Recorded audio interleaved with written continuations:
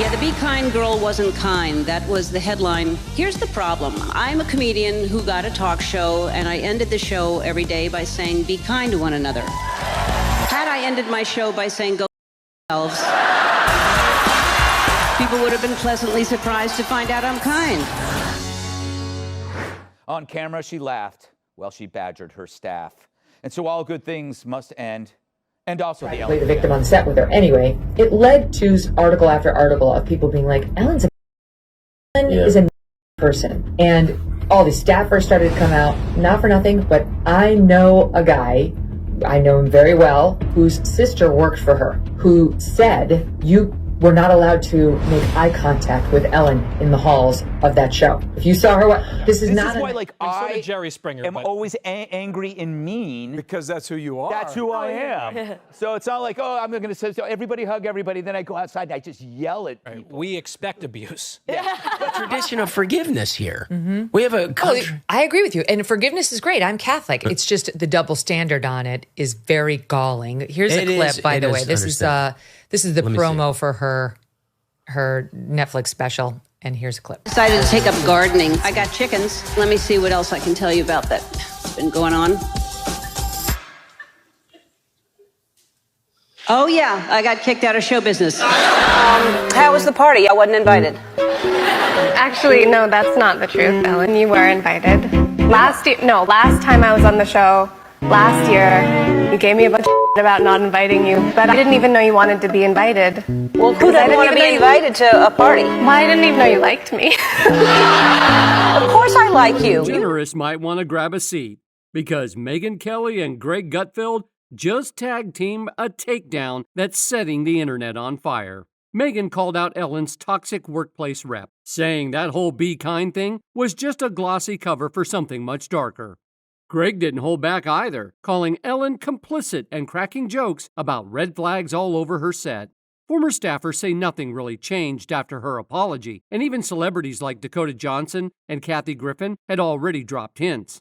Now word is, Ellen's freaking out behind the scenes, calling PR teams and scrambling to save face. But honestly, the internet's not buying it. Catch up on what's been going on with me since you saw me last. I decided to take up gardening. I got chickens. Let me see what else I can tell you about that's been going on.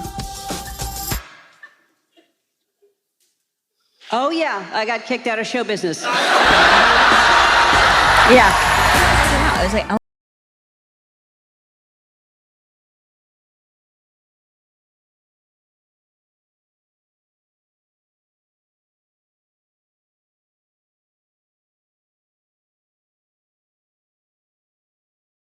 Ellen's not that nice. This was after you went on the show? After I went on the show, and the world blew up about it and was like so mad at me about it. And then someone else said it, and then it was like, oh my God, Ellen's said to be, and that's Ellen DeGeneres. Yeah. So her show got canceled after she had this testy exchange with Dakota Johnson, where something happened where Dakota said, oh, I had this birthday party, and Ellen said, well, why didn't you invite me? You didn't invite me. And she said, like, no, I did invite you, Ellen. That's not what happened. And Ellen had blown her off. I got chickens. Let me see what else I can tell you about that's been going on.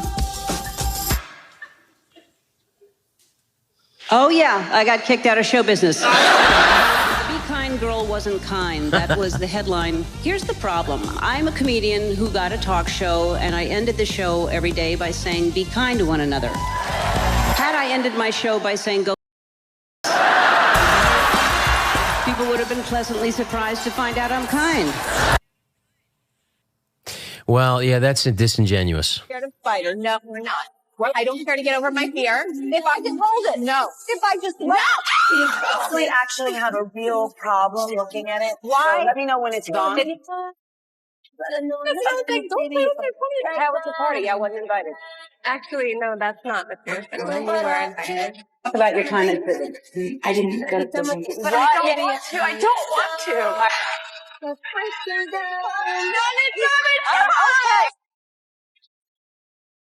So what happens when Greg Gutfeld and Megyn Kelly team up to take down Ellen DeGeneres? Let's just say that whole Be Kind act doesn't make it out alive. The woman once crowned Hollywood's queen of daytime niceness is now facing the harshest spotlight yet, and Gutfeld and Kelly came loaded with the truth. Forget the dance moves and designer sneakers. This is the side of Ellen most people never saw unless they worked for her. Don't discuss that. All right. Well, you don't have to. No, answer. that's okay. No, honestly, you don't have to answer me. Let's just toast with champagne and decide. Yeah, you want to taste it? I can't believe you did this to me, Ellen. What? I'm not going to ask you if you're pregnant or This not. is peer pressure. Do you see what Ellen is doing? This is peer pressure. Let's toast to you not being pregnant. If you're not pregnant, then we should. Oh my goodness. Cheers. It's too early for me. I only drink it after 3 p.m. Yeah.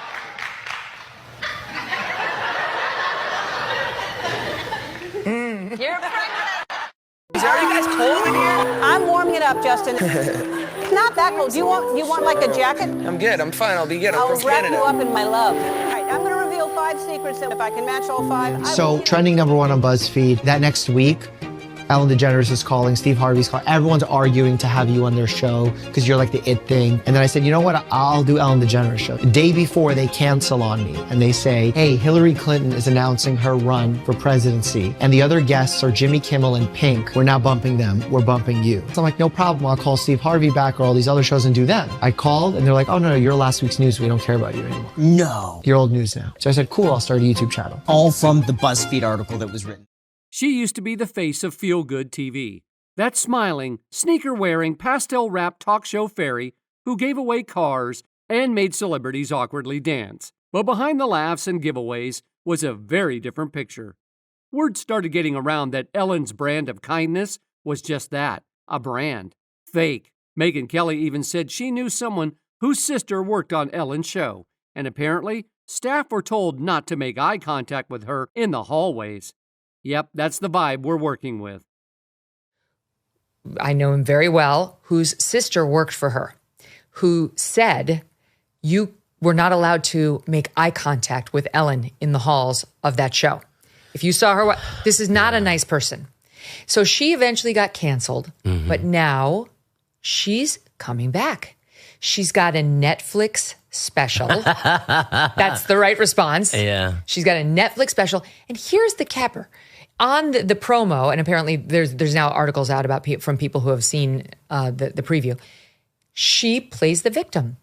And Turns out, the set might have looked cheerful, but the vibe backstage was cold. Former and even current employees started opening up, and what they shared wasn't just petty complaints.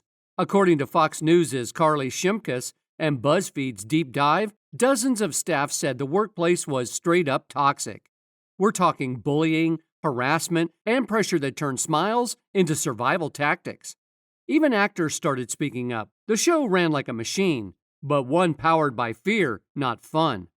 You have become known as like the beloved queen of viral memes. Oh my God, I'm not aware of that. Spike Jonze sent me a picture of a woman who works with him wearing a t-shirt of something I said with a drawing of me on it. That's wild. I was like, what? That's wild. Do you just laugh about it? Yeah, because I'm not really on social media. Right. I don't see these things. So to me, it's just bizarre. Sorry, it's bizarre. And while Ellen danced on screen, people behind the scenes were allegedly walking on eggshells. All that energy she gave the audience, it didn't make it to the people running the cameras. After 19 seasons, she finally announced the show would end. Ratings were already tanking. Turns out, when the illusion fades, so does the audience.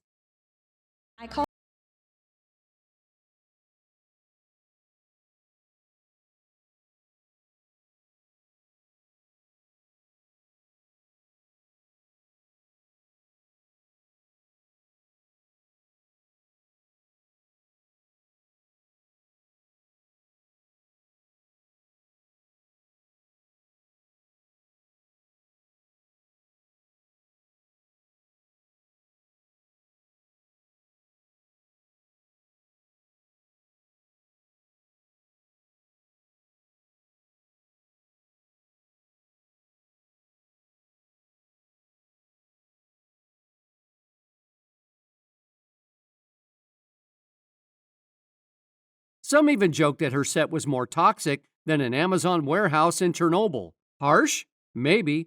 But that's how deep the backlash got. The show was no longer about kindness, it was about control. Ellen didn't just host a talk show, she curated every moment to seem real while keeping a firm grip on the image she built. Now here's the plot twist. Ellen is back. this time with a Netflix special. But instead of owning what went down, she's playing the victim. People who've seen the preview say she complains that she was run out of Hollywood and that it's all been unfair. Cue the tiny violin. Megyn Kelly, she didn't buy it for a second. When the empire started to crumble, she walked straight into the wreckage, not to clean up, but to point out every crack. She called out the entire system Ellen thrived in. The fake apologies, the media spin, the way everyone kept quiet while her brand was still profitable. Megyn didn't just see a scandal, she saw a culture built on fake smiles and even faker values. And as the glitter settled, one thing became clear. Ellen's empire wasn't built on kindness, it was built on control. And once the mask slipped, there was no unseeing it. Megyn Kelly didn't just dip her toe into the Ellen drama, she stormed in heels first and didn't hold back. With years of media savvy and a zero-filter attitude, she wasn't there to soften the blow. She didn't come to play nice or clean up Ellen's image. She came to pull the curtain back and show the audience every crack hiding behind that shiny, choreographed set. And she didn't do it quietly. She blasted the truth loud enough for everyone to hear. To Megyn, this wasn't just another celebrity blunder. Ellen represented something bigger. She was the poster girl for fake virtue in Hollywood, selling kindness like a product, wrapping it in pastel sets and dance breaks. But it wasn't authentic. It was branding, and Megyn had no problem calling it what it was. Ellen didn't just get canceled over one bad joke or some headline-grabbing scandal. She got canceled because her workplace was allegedly miserable. Former staffers described the environment as a living nightmare, and as one commentator put it, it wasn't because of anything she said, it was because she's a jerk, plain and simple. Another voice added that she probably couldn't make a comeback even if she tried. The love the public once had? Gone. People used to cheer just hearing her name. Now, it's radio silence. This is not a nice person. So she eventually got canceled, but now she's coming back. She's got a Netflix special. That's the right response. Yeah. She's got a Netflix special. And here's the capper. On the promo, and apparently there's now articles out about from people who have seen the preview, she plays the victim.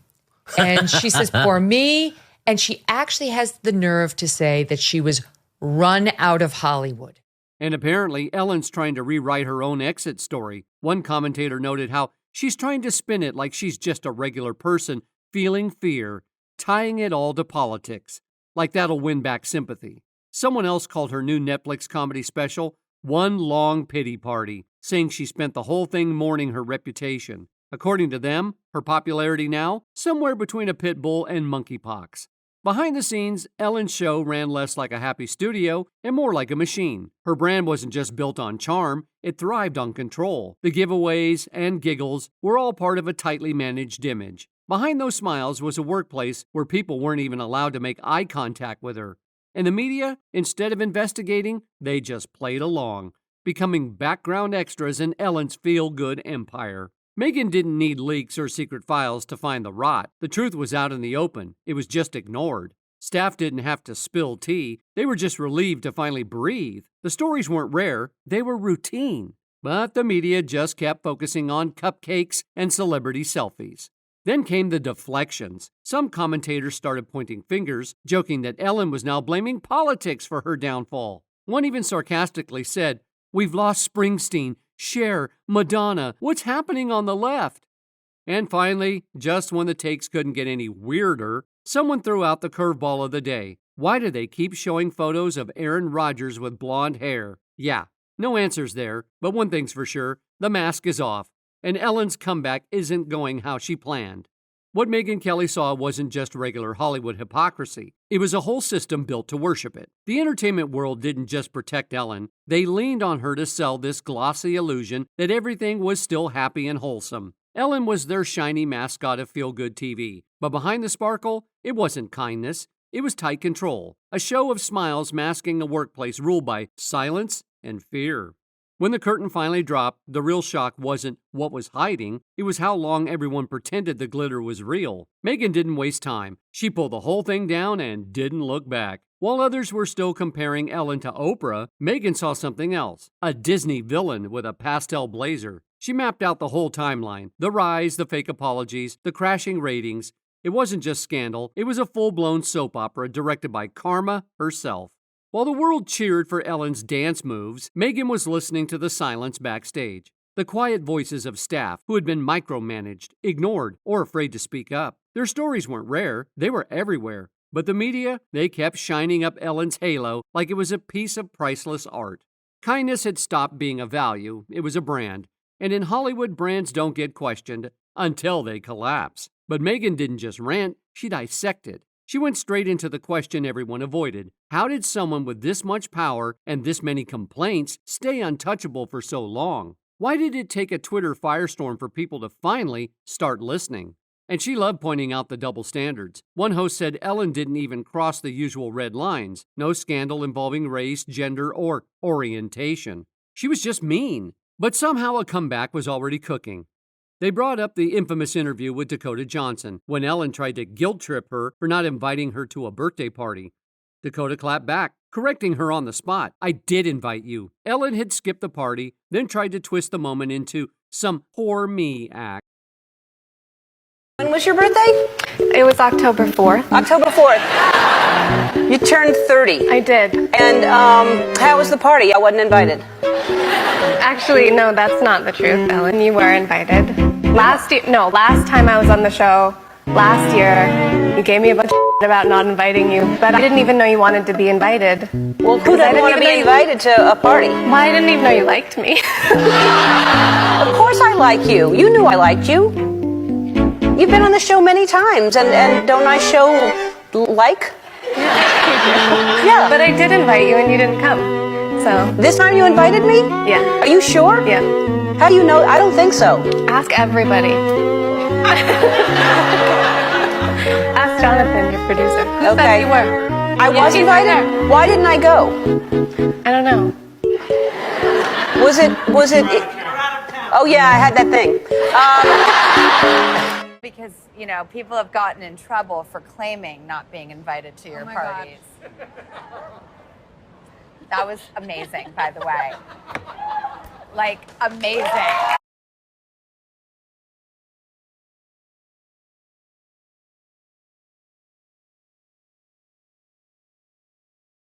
The media let it slide.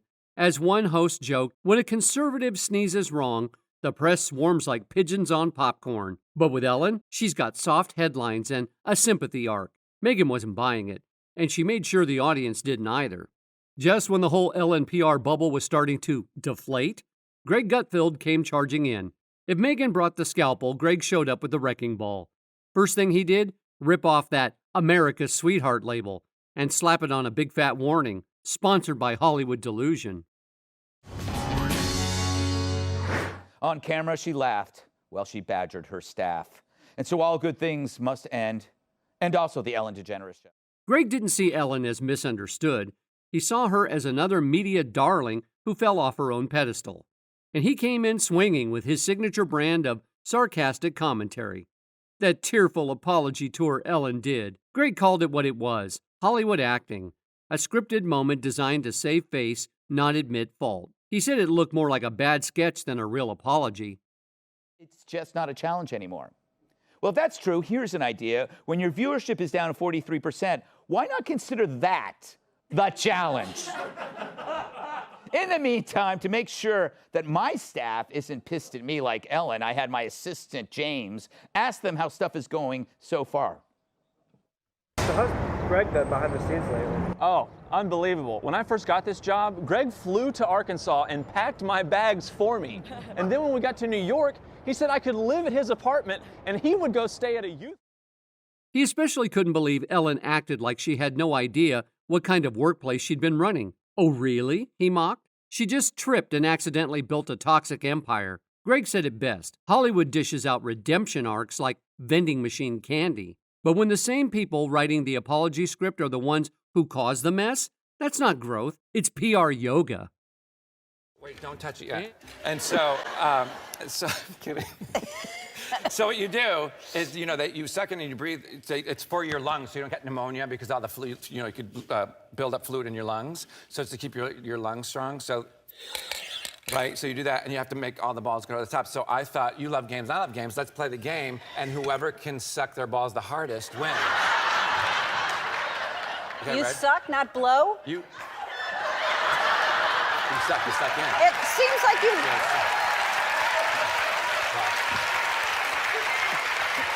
Of course I'd have to teach her. Yes, Ellen!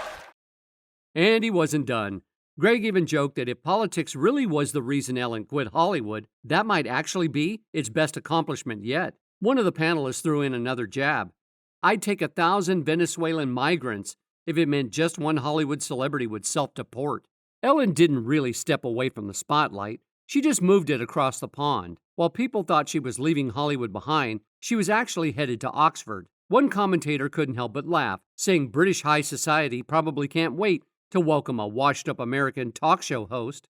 Someone else even joked, as someone who actually went to Oxford, trust me, this is exactly the kind of drama they eat up. Greg Gutfeld wasn't done roasting either. He went after Ellen's obsession with celebrity culture, the endless name drops, the royal gossip, the billionaire friendships. He said it wasn't just cringy, it was completely off-brand. In his words, you can't pretend to preach humility when you're shouting through a Gucci megaphone. To him, Ellen was never anyone's friend. She was a carefully packaged illusion, repackaged and broadcast 5 days a week. But Greg didn't just light up Ellen. He took aim at the entire system that kept her image polished. The fans trained to clap on command. The crew treated like scenery. The media too busy sipping her Kool-Aid to ask real questions. He didn't just pull back the curtain, he burned the whole theater down. Then came Ellen's I'm Still Learning tour.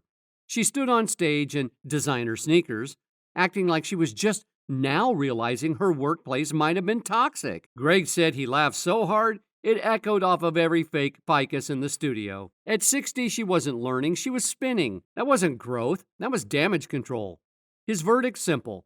Ellen didn't fall, she tripped over her own PR stunt, straight into a pile of unpaid interns. And when she tried to act like her exit had nothing to do with the backlash, Greg clapped back with a smirk saying, sure, and the Titanic didn't hit an iceberg. It just wanted a refreshing dip. That fast. But Ellen told the Today Show, home of Matt Lauer, that the bad press actually had nothing to do with her decision. Right, and the Titanic didn't hit an iceberg. It chose to sink. If it was why I was quitting, I would have not come back this year. I really did think about not coming back because it did, it was devastating. I am a kind person. I am a person who likes to make people happy. No, the real reason, she says, is it was just too easy. Telling the Hollywood Reporter, quote, when you're a creative person, you constantly need to be challenged. And as great as this show is, and as fun as it is, it's just not a challenge anymore. Her final excuse? She told the Hollywood Reporter the show was too easy and didn't challenge her anymore. Greg rolled his eyes so hard they practically wrote a script of their own. Because let's be honest, when your viewership tanks to 43%, maybe that's the challenge you're pretending not to see. Here's an idea. When your viewership is down 43%, why not consider that the challenge? Let people look at her. Okay, let people look. That could be the new challenge. The new challenge. Dana, Ellen is blaming this on misogyny, but there were females that were involved in criticizing her and her staff. Yeah, that was not that was gender neutral. Yes, yeah. That's what you would call gender neutral. Yes. So when she's doing the interview with Savannah, to me, like there's no joy in her voice, right? So she's saying that she's ending it on her own terms because she doesn't feel challenged enough, but she actually sounds like there's a gun to her head. Yeah. So instead she's like, well, she's speaking as if like she knows that she has to do this interview and get through it. But if she really wanted us to believe that, she could be like, there wasn't challenge anymore. I loved it for 19 years. I got a lot of... Back on Megyn Kelly's side, the fire was still burning. She zoomed in on what happened after Ellen's empire started cracking.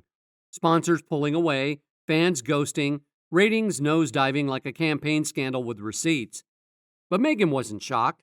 She saw the train wreck coming from miles away. What really grabbed her was the silence before the storm. All those years of puff piece interviews, no tough question policies, and media worship. Ellen didn't just entertain, she conditioned her audience. She sold kindness like a product. But the second that image slipped, the truth popped out, and it wasn't pretty. Megyn broke it all down. Ellen's fall wasn't just a headline, it was a wake-up call. Viewers were done with plastic smiles and moral branding. They were craving realness. And ironically, the one thing Ellen had always branded as her strength, authenticity, was the fakest part of her whole act.